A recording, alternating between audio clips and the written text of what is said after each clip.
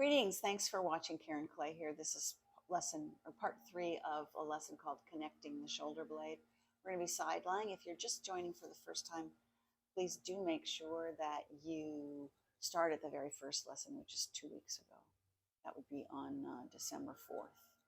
So we're going to be side lying again, as we have been.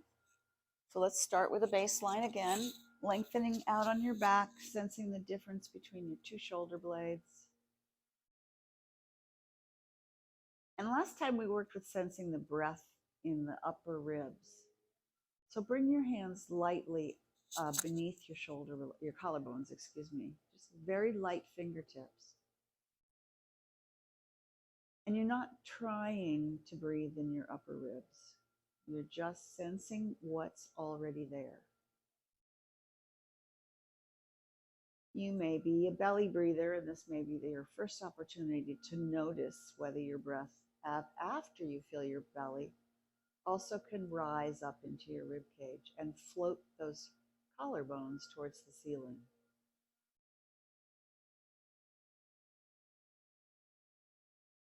Great, let your arms down, and again, compare sides, flatness, weight, openness in the front of the chest. You may even feel the differences in the side of your neck.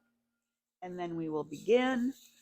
Again, lying on the left side. We're going to work the right side first, and then you'll do the lesson again to work the left side. So let's see. I got to back this up so you can see my arm. So we're going to be working with the arm in its true rotation. So start with your palm facing forward, or just actually raise the arm to the ceiling and take a moment to poise yourself over your shoulder joint. If you want to do a little bit of lengthening and lowering just to bring yourself back to where we were in the lesson, you're welcome to do that. And then turn your palm to face your head and turn your arm so that your palm faces the wall below you. So it's not a palm gesture. It's a whole arm turning like a key in a lock, and a whole arm turning like a key in a lock. So palm faces the wall below you, palm faces your head. And sense as you do that, standing in your shoulder socket, so the arm is not lengthened, it's just in its beginning place. It's in the center of the socket. Sense how that turning feels around the shoulder blade, how the shoulder blade changes its position. And now, would you raise your arm to the ceiling and lower your arm from the ceiling?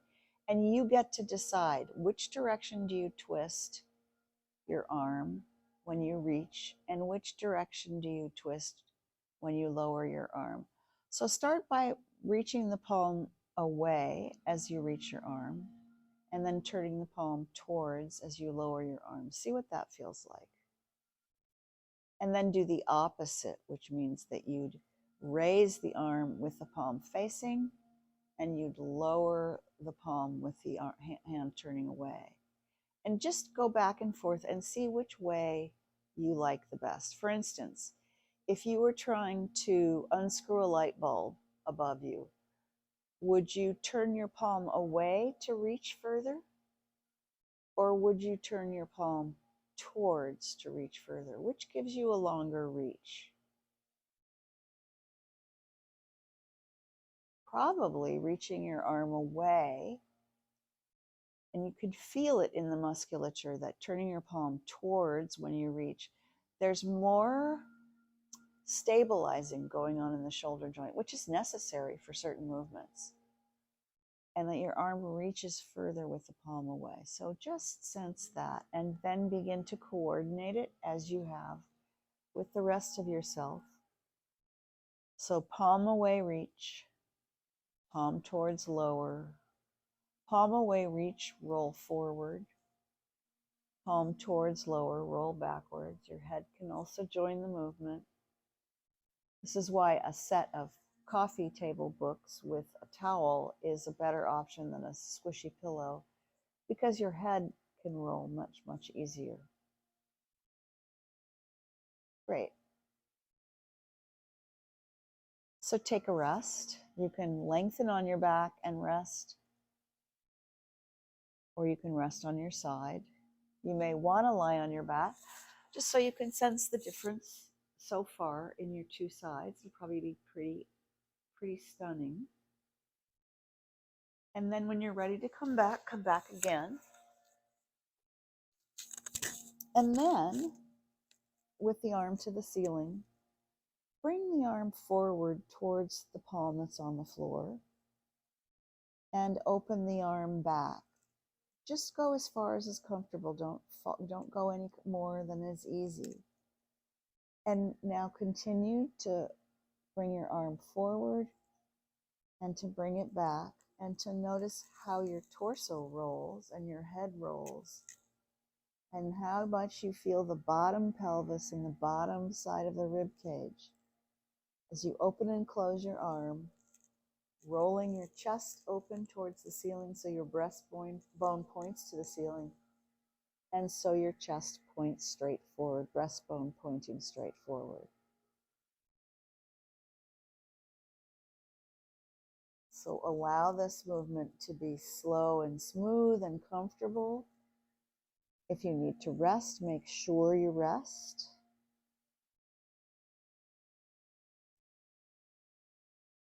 And now let's add the rotation that we just did with the arm. So which way would your palm go when you roll back?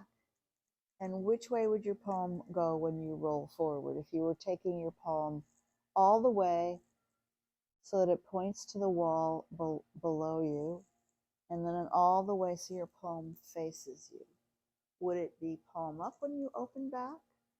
Try that a few times. Try palm towards your face when you open back, palm towards the wall below you when you come forward, and then switch and leave your hand there and open back with your palm down and palm facing you when you come forward. So whichever way you prefer, you may notice that there's a difference in this configuration because the arm doesn't want to open back as far, and you may want to change again so that you palm up when you open back. There's less restriction in the shoulder joint, which you'll feel if you go back and forth and compare. So it's either palm up when you open back and palm away towards the wall below you when you come forward, or it's palm away from you as you open back and palm facing you as you come forward.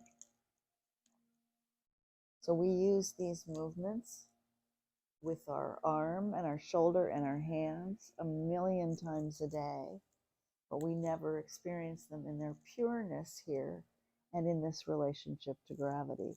So you're going to find your brain actually is going to gather some details and some information that is going to help it make better choices about how your right shoulder blade and your right humerus and your collarbone relate to the ribs and the spine. So please go ahead and come back onto your back and take your post-test baseline and just notice the difference in your two shoulders. Take a long, slow breath. Sense how much the ribs move in the upper part, beneath the collarbones, deep to the shoulder blade. And then make sure to do the left side. And I'll see you next week for our final version. Thank you so much for watching and for subscribing. Bye-bye.